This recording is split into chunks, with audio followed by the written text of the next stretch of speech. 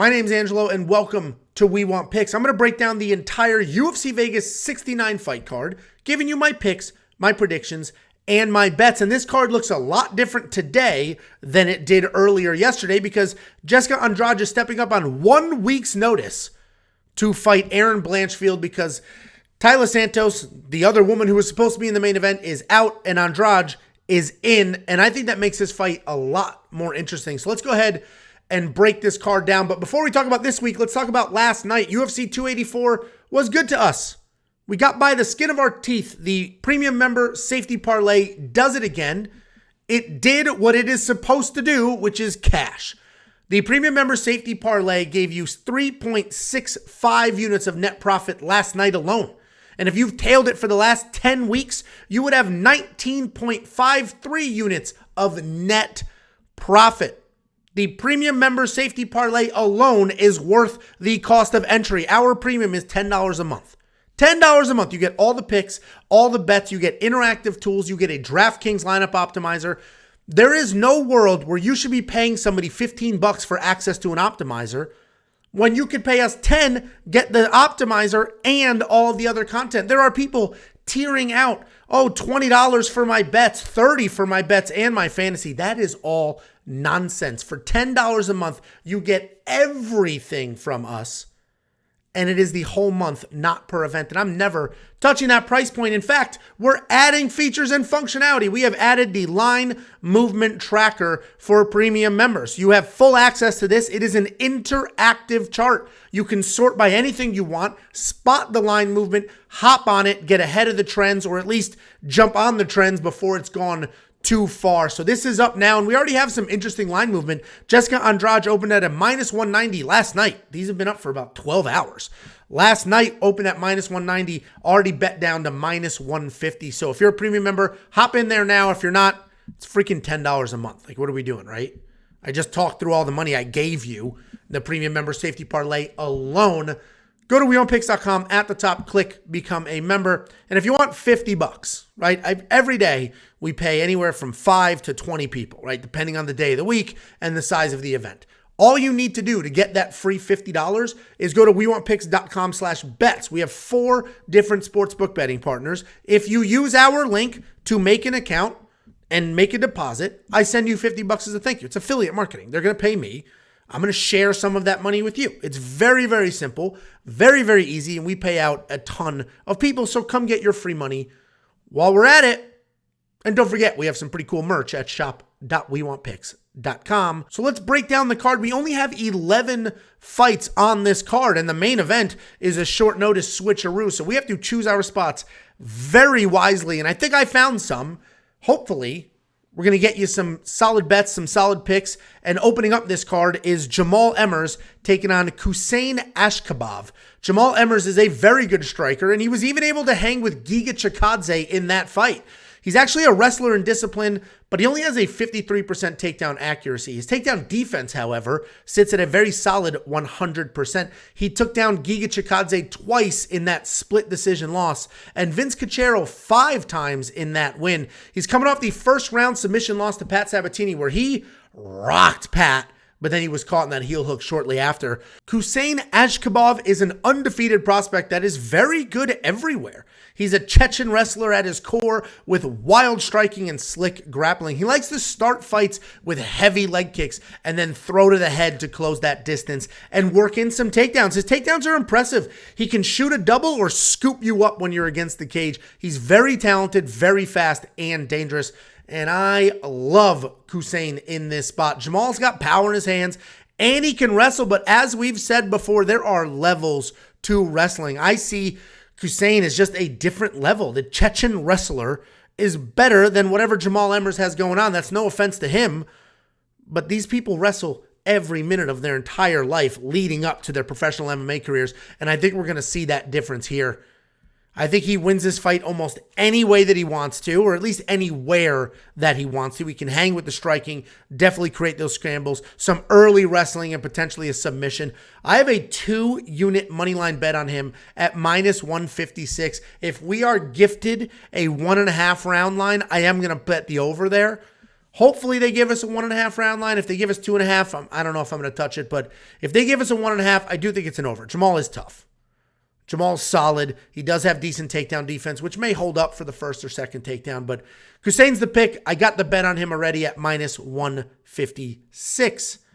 Then we have AJ Fletcher, who's always a pain in the ass to break down and figure out. He's taking on Themba Gorimbo. AJ Fletcher's a powerful wrestler. He's got dynamic striking. And when you break down his film, you're going to see a lot of knockdowns, a lot of knockouts, everything from head kicks to overhand rights, but he's not a striker. He's a fantastic wrestler. He's got solid grappling. He does a really good job with his takedowns where he's going to attack on your feet, and as soon as you fire back, he is going to drop and shoot and run right through you with that power and that speed. Once he hits the ground, he just starts pounding away, and he's so fast that any movement from his opponents is like an opening for him to change positions.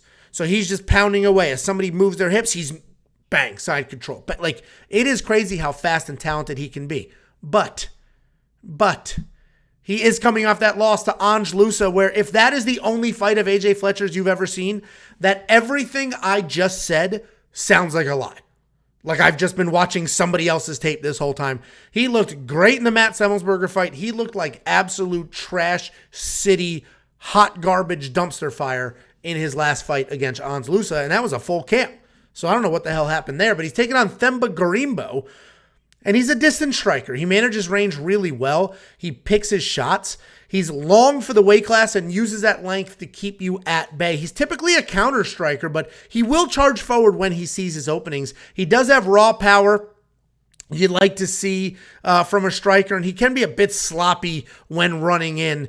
He has solid takedown defense where he widens his base and he makes his opponents carry his weight. So he is not an easy guy to take down, even though he's got those long legs.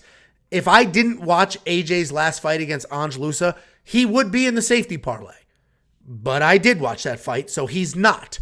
He should be able to come in, scoop up those long legs, work on the ground. And the problem is, he looked horrible in his last fight, and there's no way I can trust this guy with my money. I think Themba can have success. It sounds like you have a lisp when you say Themba. I think Themba can have some success if he manages the range well, but I also think that as soon as he charges forward looking to attack, AJ Fletcher's going to drop and shoot. So Themba's takedown defense holds up pretty well with upper body takedowns when he can widen that base, but AJ shoots such clean, fast shots. It's just a different takedown defense technique to defend shots versus Greco-style takedown. So AJ's going to be the pick. No bets for me here, right? The line is moving. If you're a premium member, you've seen the line movement tracker. The line's moving for AJ, right? He's becoming a wider and wider favorite. My breakdowns, Jacob's breakdowns, are not only about who we pick to win and who we bet on. There's also some, hey, maybe you shouldn't spend your money. We told all of you, do not bet on Zuba. We told all of you, Tyson Pedro should never see one of your parlays. And yes, we picked both of those people to win, so those picks were wrong. But the warnings, we told you to heed our warnings. The warnings were correct. I'm not going to go as far as saying AJ Fletcher's a parlay buster, but if anybody is on this card, he's one of them because he's becoming a larger and larger favorite, and people are just going to throw him into their parlays. He should win this fight, absolutely, but he was supposed to win his last fight too. Then we got Ovince St. Preux taking on Philipe Lins. Ovince St. Preux is another tricky guy to break down because he's talented, but he seems to have made some career missteps with weight class changes, some short notice step-ups. Style-wise, he's a very good striker with power and technique. He also averages a little more than one takedown per fight, but really only wrestles when the opportunity to do so just sort of falls in his lap. He's frustrating to watch because you know how talented he is, but he never seems to let his hands go. It's always one punch at a time and low volume. We talk about his power and his striking a lot, but he actually has more submission wins in the UFC than knockouts. Philipe Lins is also a former heavyweight, like Ovince is, and he's coming off a win at light heavyweight in his debut. He has legit power in his hands that seem to have carried down with him. He's got a BJJ black belt, but he does prefer to hang out inside the pocket and trade or just sort of walk you down with heavy hands. He showcases wrestling in his light heavyweight debut in that last fight against Marcin Prochnia, where he had 4 takedowns and more than a round of control time. I think this is going to be a typical St. Preux fight. He's going to be the more talented guy, but he's going to lose a decision because he was just outworked. I see Philipe pushing the pace, keeping up the volume, potentially working in takedowns as well. Ovince will have his moments, but as we mentioned earlier, he gets gun shy. He loses minutes and then he loses rounds. He averages less than 3 significant strikes per minute, which is an incredibly low number. Lins is going to be the pick. I don't have a bet here yet. I may grab one. Likely a round line prop will be solid instead of the Lins minus 200-ish money line. I mean, he should win. Lins should absolutely win. He's going to be the pick, but you guys know I'm a little more conservative with my bets than most. Again, if we get gifted a 1.5, I'm going to do the over. Then we got Lina Lansberg taking on Mayra. Oh my God, I can't talk today. That's like the guy from Big Bang Theory. Mayra Bueno Silva. And Lina Lansberg is a very good striker. She's a former Muay Thai world, not national, world champion. She's got solid elbows, knees, and amazing clinch work. She is working on her ground game, which she's going to need because that is a massive hole for her. She's coming off the loss to Carol Rosa where she had a knockdown, showcased the striking, but it was clear she just cannot defend a takedown to save her life, or in this case, save her career. Mayra Bueno Silva is a pretty good striker. She's got solid power, good kicks. She likes charging forward and throwing from there. She's a very good grappler as well, but like so many other grapplers, the problem is she doesn't have very good takedowns, right? She doesn't have very good wrestling. So even if she wants you to be on the ground, even if she wants to get you there to grapple, she can struggle to do that. In fact, she has 4 submission wins in the UFC with 0 takedowns. She's coming off the win over Stephanie Egger, where again, she was taken down. She did not get a takedown, but she did immediately throw up an armbar and get that win. If Mayra had offensive takedowns, I would literally max bet her. I would put the most amount of money that these books would allow me to put on her. Even at minus 400, where she's sitting right now, she would be worth that money. But without the guarantee that she can get this to the ground, it is possible. It's unlikely, but it is possible that she's going to have a tough time on her feet, and people are going to look at her recent record and assume that Lina sucks. Because that's what people do. They look at the record, oh, she sucks. But the reality is, she is quite literally a world champion striker, and if you let her work on her feet, she can have some success. The pick is still going to be Mayra, and if she will ever take anyone down, it is probably going to be Lina. So I think she's going to be safe for parlays and potentially the safest pick on this card. But damn it, do I wish she can get some takedowns of her own. Then we have Juancamilo Ronderos taking on Clayton Carpenter. Juancamilo Ronderos is a fast-paced striker who will throw in combinations and then reset and start over. He's very busy and always throwing something. He's got solid takedown defense as well, where even if he is taken down, he does a pretty good job working back up and never letting his opponents settle in. He isn't just a striker, though, and he can offensively wrestle as well. It's not his go-to, but he is aware enough to use it when he isn't controlling the striking exchanges. He's coming off the scramble submission loss to David Dvorak more than a year ago. Clayton Carpenter is a very slick grappler who will take wild chances hunting for submissions. Just check out his submission win over Nicholas Clem a few years ago. He's a very fast-paced guy who rushes forward and immediately sets that pace. He's always hunting for a finish, and even though he's only 6-0 as a professional, he has a world of competition experience. He has literally been competing all over the world since he was a teenager. I love Clayton in this spot. I absolutely love him in this spot. He can hang on his feet. He could set a relentless pace on the ground. Juancamilo is an extreme couture guy, so he's going to be well prepared. But as we have seen him in the past, he's susceptible to takedowns and some control. As long as Clayton does not take unnecessary chances, this should be his spot to shine. He's talented. He's going to match up well with Juancamilo's layoff. And I think we're going to get a solid payday here. So Clayton Carpenter is absolutely the pick. He's probably safe for parlays as well. But, you know, it's always a little nerve-wracking when you get a UFC debut. Juancamilo, only 5 professional fights, hasn't fought in a year. So we're good here. Clayton Carpenter, very solid pick on this card. Then we have Nazim Sadykhov taking on Evan Elder. Nazim Sadykhov is a solid striker. He's got speed and power. He takes his time on his feet to find his openings. He likes to plot forward and counter strike at the exact same time, which is very interesting. He is patient. But while he's patient, he can occasionally work in the unnecessary spin attack, and that actually led to his one and only professional loss.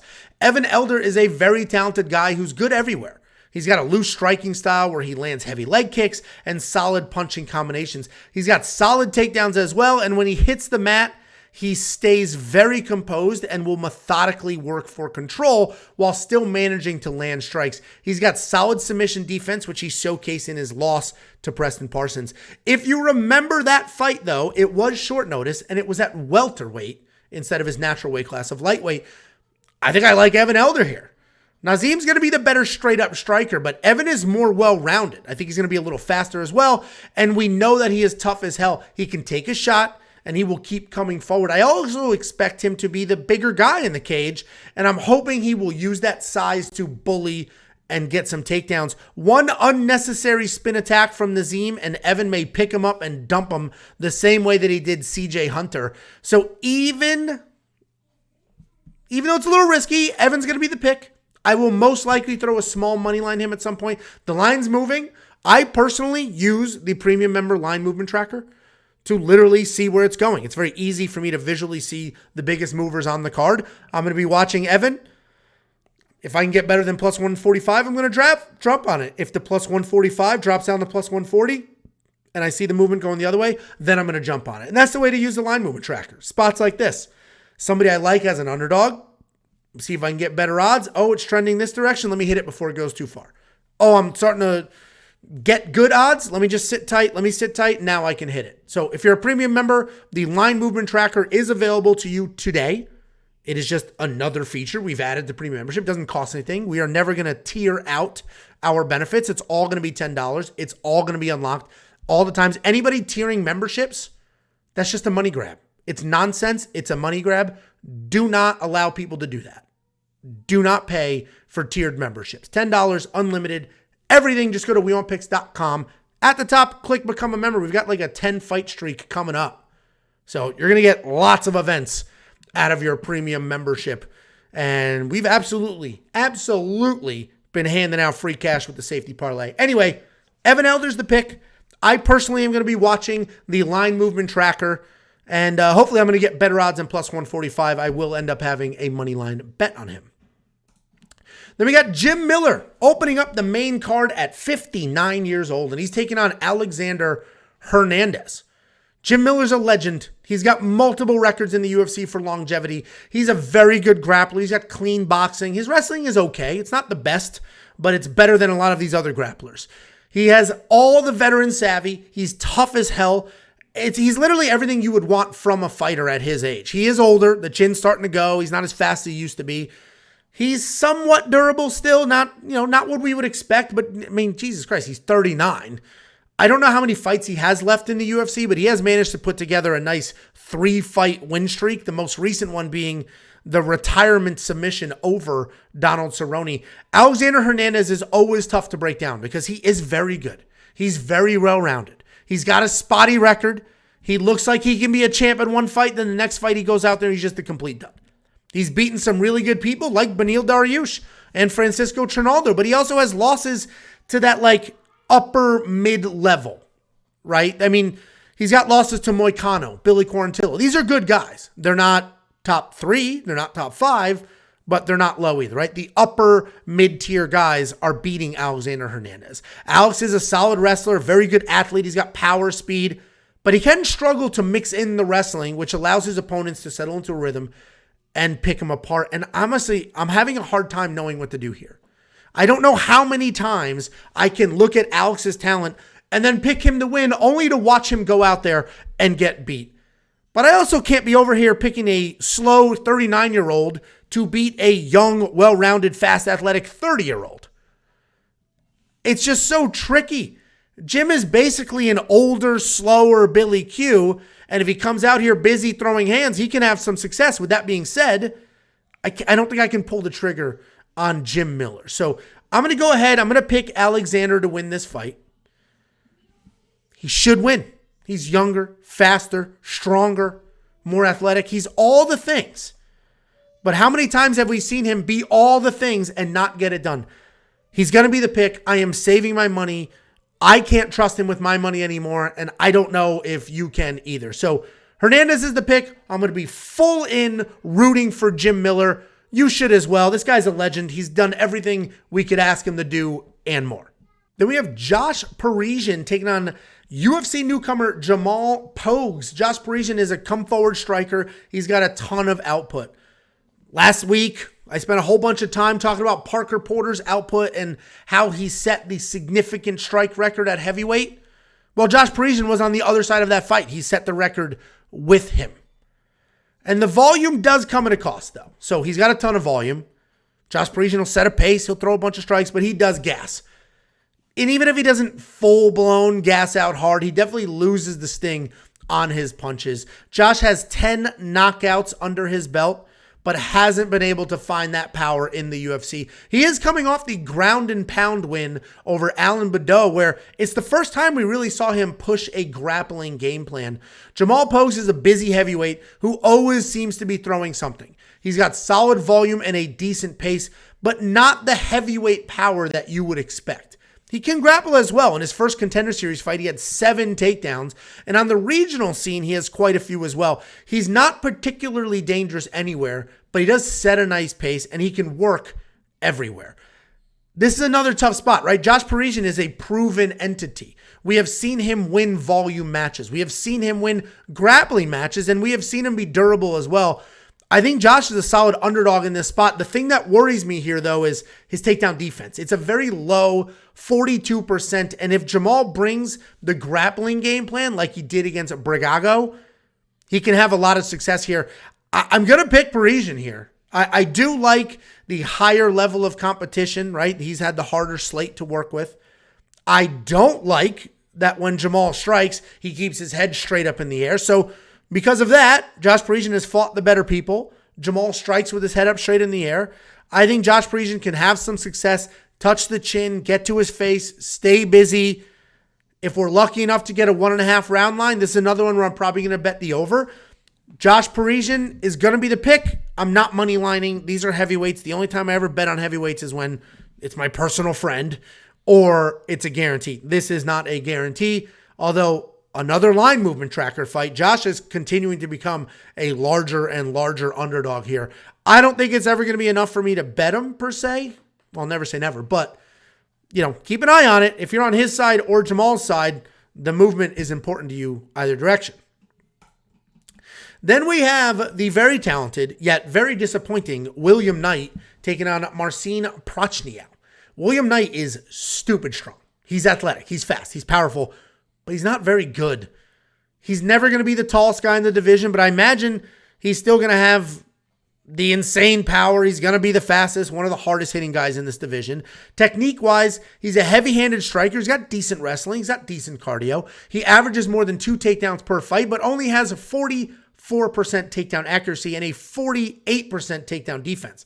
He's coming off the loss to Devin Clark, where he had some early success, but then he was stopped in the third. Marcin Prochniak was past tense, a big-time prospect who came into the UFC undefeated, but then he dropped 3 fights in a row by first-round knockout. He has 400 combat karate wins and an insanely long list of accomplishments. His MMA style, though, is more of a technical brawler who has no problem getting into a firefight. The issue, however, is that his chin cannot sustain that style of fighting. He does have incredible power, but he can be KO or bust. He's coming off the loss to Philipe Lins, where he was taken down 4 times, but landed more total and significant strikes. On paper, this should be William Knight all day, right? He can wrestle, and we just saw Prochniak lose with takedowns. He has power, and we've seen Prochniak be knocked out 3 times in the first round. I cannot trust William Knight. This is not a guy that I can trust. The dude missed weight by 12 pounds a few fights ago. Then he got all dramatic, made a million excuses, started talking, I'm going to heavyweight, nobody believes in me, made his Instagram private, just real mental midget stuff going on. And I'm not going to tell him this in real life. So luckily I don't live in Connecticut anymore. I now live in Texas, so I'm not going to be bumping into William Knight at Costco. And I'm being overly harsh here, but I can't trust the guy. I can't trust him to win this fight. I can't trust him to go out there. All he needs to do is stay composed, stay tight, and fire away inside the pocket, and he could put Marcin Prachniow away. I can't trust him to do that. I'm picking Marcin Prachniow. I have a 1-unit bet on him. Slight favorite money. The line's moved a little bit. Slight favorite money on him. I get it. I get it. Dude's been knocked out 3 times in the first round. William Knight, that's what he does. Probably a terrible bet. I just cannot trust this guy based on what he's done on social media, every excuse he's ever had, missing weight by 12 pounds, having flashes, and then just folding. I cannot trust this guy. Every fight he goes out there, it's almost like he's getting worse. This is the harshest breakdown I've done in a very long time. And I used to be very, very high on William Knight. Very high on him. But he's just disappointed as of late. Marcin Prachniow is the pick. 1-unit money line bet on him. Don't tail that bet. I mean, if it hits, it's going to be in the stats, and I'm going to tell you I gave you profit.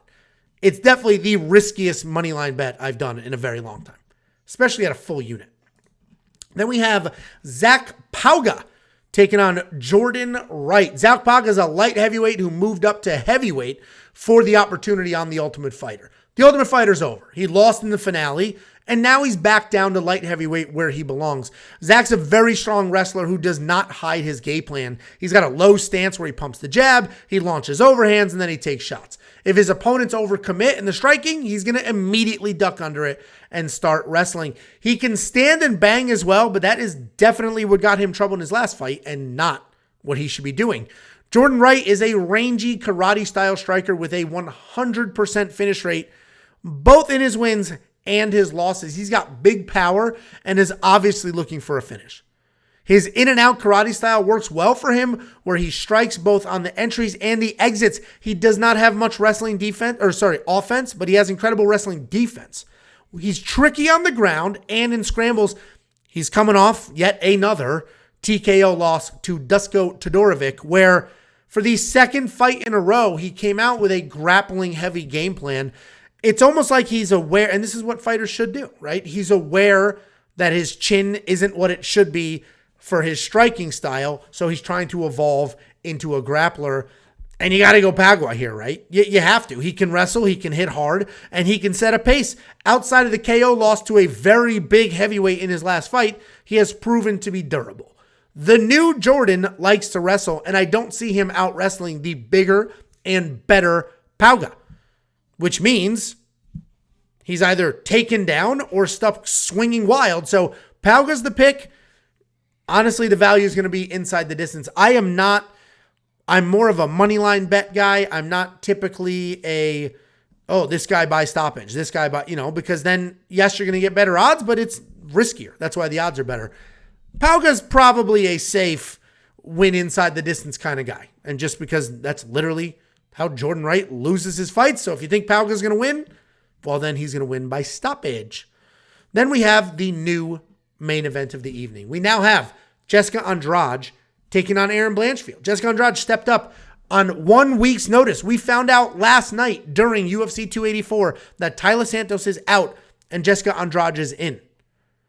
She just fought at UFC 283. She did a full 15-minute fight, but she beat the piss out of Lauren Murphy. It was one of the largest destructions in the history of women's MMA. Just absolutely beat the brakes off of her bell to bell. She's a former world champion. She's a contender at multiple weight classes. She's beaten some of the best women on the planet. She has lost to some of the best women on the planet, but only to some of the best women on the planet. She has not gone out there and lost to a mid-level, upper mid-level kind of fighter. She has only lost to champions, former champions, and contenders. Jessica Andrade has that bully style. She'll come forward. She'll fight inside the pocket. She'll pick you apart. She'll toss you on the ground. The Lauren Murphy, she showed off her actual striking technique. Typically, we don't see a lot of technique out of her. Typically, we see her pushing, bombing away, powerful fighting, right? We don't really see clean technique. She looked clean and had solid technique against Lauren Murphy. She can grapple. She can strike. She can wrestle. She can do all the things. She's fighting Erin Blanchfield. Erin Blanchfield is a nasty grappler who also has got some decent striking. She uses her wrestling to get on top. She works her grappling from there. And that is the clearest path to victory she will ever have. She's very young. She's still cleaning things up, but she is improving quickly and can be a contender if she wins this fight. If she beats Jessica Andrade, we have to start talking about Erin Blanchfield getting a title shot. We have to. She's averaging almost 6 significant strikes per minute and 4 takedowns per fight. She's coming off that dominant win over Molly McCann where she only needed 1 takedown to get it done. But before that, and this is a very important but before that, she had the win over J.J. Aldrich where she went 0 for 4 on takedown attempts. She did manage to get the submission, but Jessica Andrade is not J.J. Aldrich. So Jessica Andrade is the pick here. The short notice worries me a bit. That's probably why there was line movement. I mentioned the line movement tracker. Andrade opened at a minus 190 last night. We're 12 hours removed from when we found out, and now she's a minus 150. I put 1.5 units at minus 150 to win 1 unit. How could I not trust Jessica Andrade at this point? The cardio might be a concern. She just fought a few weeks ago, and typically what happens is after the fight, after a win like that, you take a little time off. You relax. You have some drinks. You eat. You're not immediately in the gym. I don't know Jessica's training regimen, if she's a gym rat. I don't know any of that. But I do know she's got all the technique, all the power, all the experience. Erin Blanchfield, we're going to find out how good she is. Her jiu-jitsu is phenomenal. Can she get the takedowns? Andrade has decent takedown defense. Andrade hits hard as shit. Andrade is strong as shit. Andrade, I think she's a BJJ black belt. If she's not a black belt, she's got very good jiu-jitsu. Jessica Andrade should beat Erin Blanchfield. I have a moneyline bet on her at minus 150. Let me know what you think and if you think the short notice is going to matter in this fight. Guys, become a premium member. It is only $10 a month. $10 a month. And with 100% sincerity, we appreciate every single one of you. We have over 1,500 premium members. We have been doing the best we can to give you profit, to give you picks, to give you engaging content, to give you new features and new functionality like the line movement tracker, like the DFS cheat sheets. We have cheat sheets with incredible proprietary DFS statistics like leverage that you can use to build winning DraftKings and winning FanDuel lineups. And we have the lineup optimizer that will build DraftKings lineups for you. It's all only $10 a month. And if you want $50, just go to WeWantPicks.com/bets. Sign up with any one of our betting partners using my link. Make a deposit. I send you $50 as a thank you. It's that simple. Basically, I give you 5 months of premium membership. All you need to do is use the link, make the deposit, and then I'll send you some money. WeWantPicks.com for everything that you need. Thank you very much. Do all the things, like, subscribe. Let me know in the comments what you think about this week's card.